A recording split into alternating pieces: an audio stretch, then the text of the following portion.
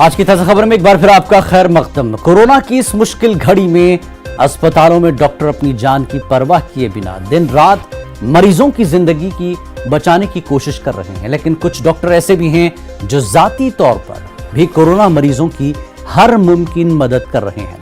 ऐसे ही एक डॉक्टर हैं शंकरदास अर्नाद शंकरनाथ, जो कि उड़ीसा हुकूमत में आयुष डॉक्टर के तौर पर खिदमत अंजाम देने के बाद भी जाती तौर पर कोरोना मरीजों की मदद कर रहे हैं। साथ ही कोरोना से मरने वाले मरीजों की आखिरी रस्मात में वो हर मुमकिन मदद फराहम करके इंसानियत की खिदमत कर रहे हैं।